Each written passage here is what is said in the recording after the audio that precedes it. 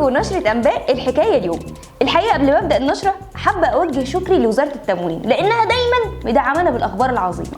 المهم، المتحدث الرسمي باسم وزارة التموين محمد الصيفي أعلن استقالته من كام يوم كده، وقال إن سبب الاستقالة هو حجب المعلومات عنه من جوه الوزارة، عشان بس لما حد يجي يقولك في البلد إحنا مش عارفين حاجة ولا فاهمين حاجة في البلد تحط له الخبر ده في عينه.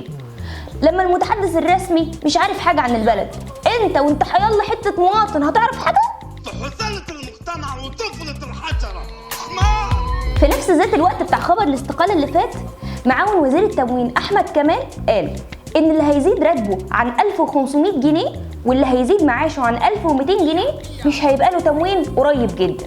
أحي يا أبو سوسة أحي. يا ما شاء الله، يعني المواطن اللي بيصرف 50 جنيه في اليوم على أكل وشرب ومواصلات ولبس فجأة كده بقدرة قادر بقى مقتدر عند الحكومة؟ عموما ما تقلقوش، انتوا كده كده مش هتلاقوا حد تدوله الدعم، لأن اللي تحت كده ماتوا من الجوع من زمان. في مواطن مصري أصيل عايش في قطر، حسه الوطني قال له إن مصر عندها أزمة في عربيات الإسعاف وفي تجهيزاتها لأنها غالية جدا، فقال لك أعمل إيه؟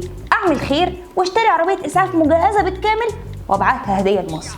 بس شركات الشحن المصرية رفضت تشحن له العربية. أو غلاسة كده.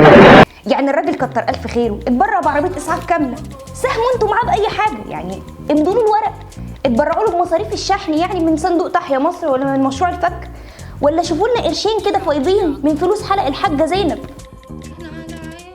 واضح كده ان في شوية حزازات حاصلة بين وزارة الري وبين هيئة الأرصاد، والسبب ان وزارة الري طلعت بيان من كام يوم حذرت فيه من السيول خلال أيام.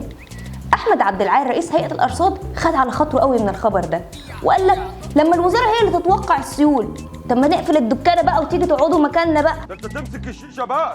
واحنا زي عادتنا في تهدئة النفوس حابين نقول لرئيس هيئة الأرصاد ما تزعلش ولا تاخد على خاطرك، شاور لي على واحد بس بيشتغل شغلانته.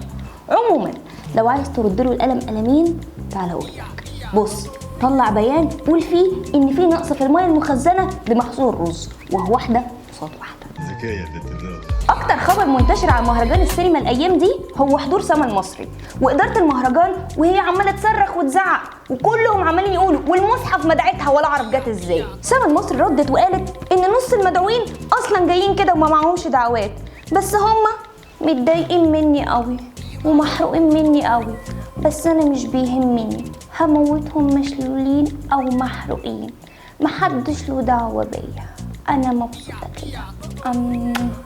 نعمل اضربها على بقها الولايه دي. السيد علاء عز امين عام اتحاد الغرف التجاريه زعلان قوي ان السكر في مصر بيوصل اقل من الاسعار العالميه، وقال ان السكر على بال ما بيجي هنا بيبقى ب 11 جنيه. اؤمر حضرتك، انا مش عارفه السكر ده هتسيبوه في حاله امتى. طب يا ريت بقى يا سيد علاء تكلمنا عن المرتبات ومعدل دخل الفرد في بلاد بره، ولا هو ساعه الدفع يبقى في بلاد بره وساعه القبض يبقى في بلاد جوه.